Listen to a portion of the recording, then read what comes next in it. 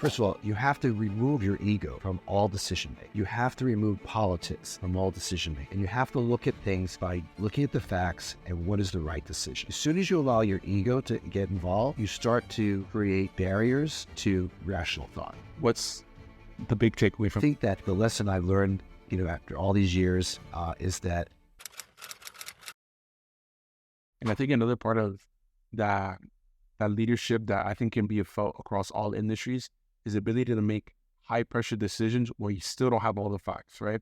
I think whether you're a captain on a team, you're leading, your CEO, you're a mayor, right? I think you get paid to make decisions that other people can't when you don't have all the facts. For example, sorry. But I just want to throw an example that way they understand. For example, right, the flooding that happened in April, right? I don't think anybody saw that bad of a flooding coming. And at the same time, everybody looked to you for the answers. So my question is, how do you make those high pressure decisions rational? So part of it is common sense, and part of it is consulting with other agencies, with the state, with the county. In this case, we had to go all the way to the federal government in order to be able to secure the FEMA funding that we needed in order to help these families get out of the situation that they found themselves in. It was a self-taught lesson overnight, because you're right. It was a 1,000-year storm. We had 26 inches of rain in less than 5 hours. I don't think the monsoons in Bangladesh give that much rain in one day. And I felt sorry, especially for those folks in the southern part of the town where they got flooded out of their homes. Even our international airport our runway had to be shut down because water was waist deep. So the thing is, we learned very quickly the procedures. The city of Fort Lauderdale had already emergency preparedness measures in place. We were able to immediately implement them. We were ready for any disaster, and working with the county, working with the state, and then ultimately working with the federal government, we flew up to Washington to ensure that the President of the United States signed that order that we needed to get the flow of money from FEMA to the homes and the families that needed it most. I think it does go back to the relationship. That's the biggest. I think the two big takeaways that I could take from that is relationships and then a sense of urgency. You have to have that sense of urgency. Actually, I was talking to Juan Russell. He was a former NFL player. He played 7 years. And I asked him the same question. I'm like, look, let's say you mess up on a play. You have to get back on like if the play never happened. And then you have this team counting on you. And he said, well, the pressure's lifted off of me because of the people that are around me. I trust that my teammates, I trust that the man next to me and the man to the right of me will say, hey, we got you. And it's a team effort. And it's interesting, the correlation between everything, the relationship building and the teamwork. It's all in every situation, whether it be government, sports, business, it all depends on the relationships that you've built up over the years. And you need to be able to understand that, like someone will say, why did you go to Washington? Why did you go overseas? Why did you, it's not about bringing back a deliverable as a result of a specific visit.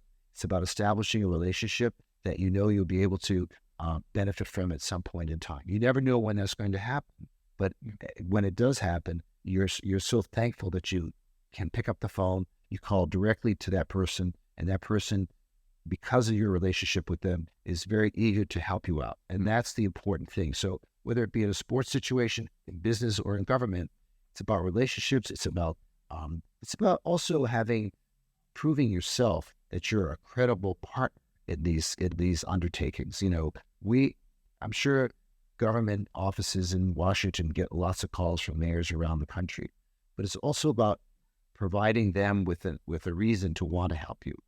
Showing that you have value, that your city is worthy of assistance or worthy of partnering in a particular situation.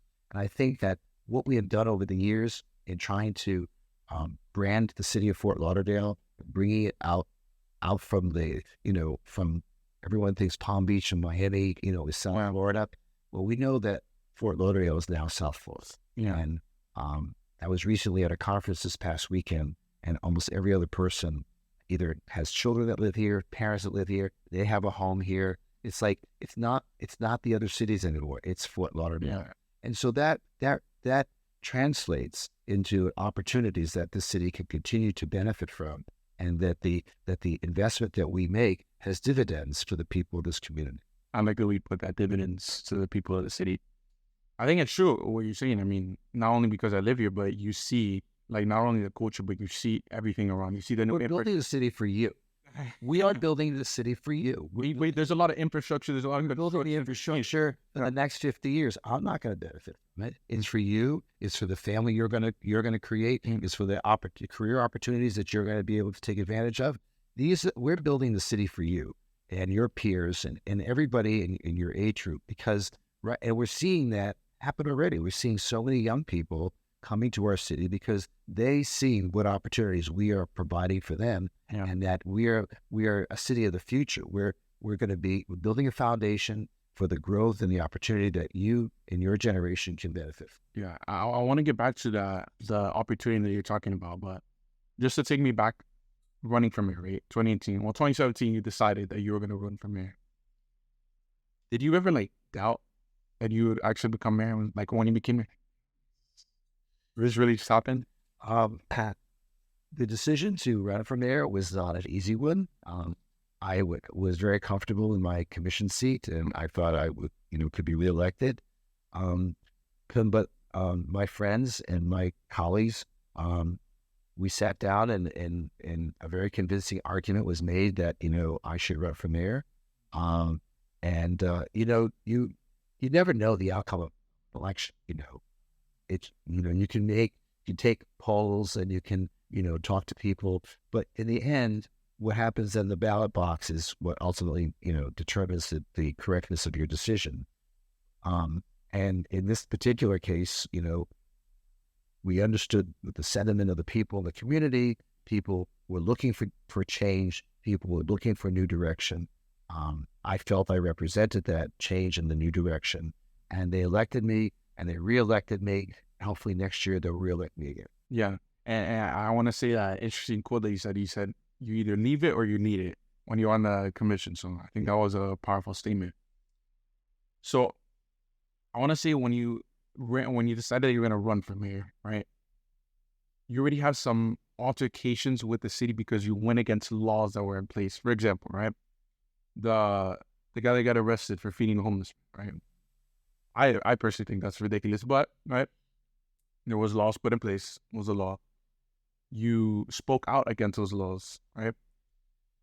My question is, how do you kind of navigate becoming mayor, getting into that decision-making position, knowing that there's people that are not in your favor, or when people are criticizing the decisions that you make or against the decision, how do you still function and make those rational decisions? Well, if you base your decisions on factual data or what you feel is a sense of right or wrong, if you feel good about your decision, then the criticism, you can ultimately deal with the criticism. I don't take the criticism personally because I feel that the decisions that I'm asked to make, I feel once I've thought the issue through, I'm very comfortable with that decision. And so once I make the decision, the criticism, it really will go away eventually, because I know if a project is completed or if an event takes place, when it's all said and done, everybody comes away thanking you in the end. And it's a process that you have to go through, but we still have a lot of decisions that we're going to see the result of in another year or so. And I firmly believe that all the decisions that I've been a part of, the people in the community are going to be very thankful for. Not everybody, but that's why we have democracy. And so there are going to be some people for things and some people against things. Looking back, what's the big takeaway from it? The big takeaway is that Fort Lauderdale has changed, and I did not change Fort Lauderdale. I just represent the change. And the people of this community were looking for leadership that spoke to a new generation, that spoke to new priorities, that spoke to a kind of community that looks at itself as a 21st century city. And I think that leading the charge has been a wonderful, fulfilling, personal fulfillment. But at the same time, I look at other cities and I try to determine what are their best practices as I go to conferences and things like that. And I think that Fort Lauderdale, stands at the front line of 21st century cities and what we're able to accomplish as a community. Yeah, I definitely believe that living here. So break me down your leadership style. What is it that, I mean, some people will say, well, I lead by example. I first do, then I say. Some people say, well, I don't say, I just do. Break me down your leadership. I just think it's important to do everything. First of all, you have to remove your ego from all decision making. Okay, you have to remove politics from all decision making, and you have to look at things by looking at the facts and what is the right decision. As soon as you allow your ego to get involved, you start to create barriers to rational thought, and that is a big problem with a lot of people in public office, and so I'm not saying I can succeed in doing that 100%, but I constantly have to question myself when I speak or when I think. Make sure my ego is not speaking, and make sure that my rational being is speaking and trying to make decisions. Okay, and that's very, very important. And you find yourself in the end having chosen the right path to follow, because once you let your ego make decisions, once you start letting personal animosities enter into your decision making, once you start showing favoritism, once you feel threatened by someone disagreeing with you, there'll always be disagreement, because not everybody has the same set of facts. Not everybody comes from the same background. Not everybody understands people the same way that you understand people. So, the thing is, you've just got to, listen to everybody, try to pull together the opinions of as many people as possible, because you draw from a lot of different perspectives, and learn from those perspectives. And then in the end, try to make the right decision. You think it's hard putting on your ego when you're in that position? Of course it is. But you have to step back, and you've got to just remind yourself that, you're here to make a rational, reasonable decision, and you should not let your personal, proclivities, tear you and sidestep your decision-making process. So also, you have to be, I just think it's important to do things in a loving fashion. Try to understand that maybe some people aren't where you are just yet, so have to be patient with people, and let them get out of their system what it is they feel they need to express, and don't take it personally, and to still be able to work with people. A lot of people are going to come to me and say they disagree with me. One person said that they didn't want to have lunch with me because they thought I would upset their lunch. That's not my problem. That's their problem. But you have to be patient with their problem, because they're going through something that you can't really quite understand, but at least you can be sensitive to the fact that they are feeling that, and you just have to let people get through that. But in the end, you welcome them back, always welcome them back, to try to figure out and sort through the issues and come up with a solution. Going back to the opportunity, right? Yes. You said you're creating a city that you can create more opportunities for, obviously, younger people like myself, right? I think in life, you have to play with the cards that you're dealt, right? Some of us are born in better financial circumstances, some aren't. Some are born this color, some aren't. Right. So my question to you is, let's say someone that comes from a lower income household, right? Do you think education should be the core of getting ahead in life and creating the opportunity for yourself? Well, education is always, I think education is the most important part in getting through life and being able to be independent and self-sustaining.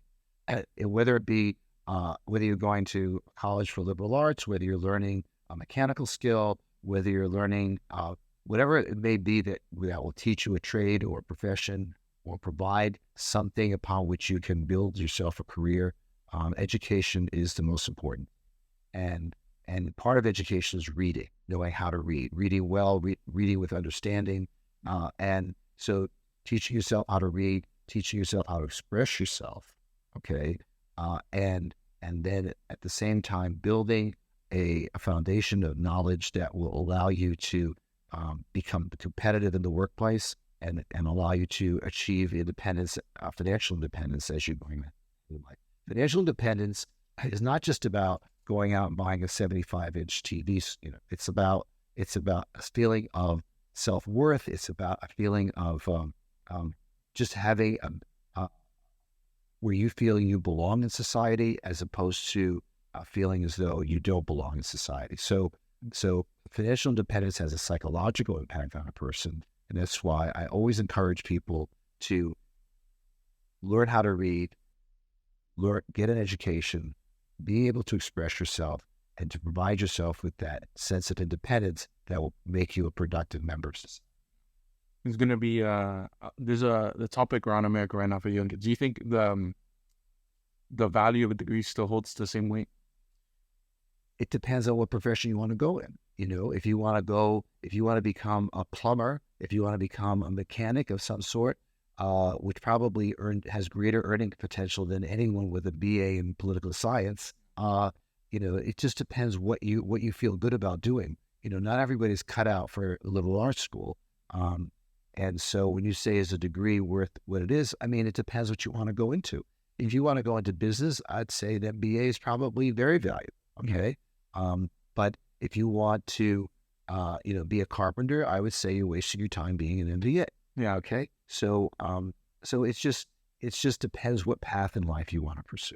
Kind of to wrap it up, to put the bow on the box, I think it's interesting to see your rise to mayor, how you overcame challenges, your leadership style, all this stuff, right? The bow.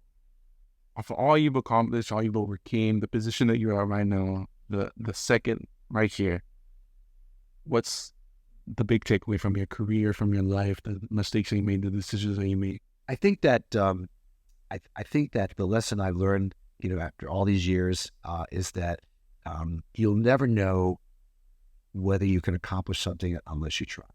And just being the fear of failure is what holds everybody back. Okay.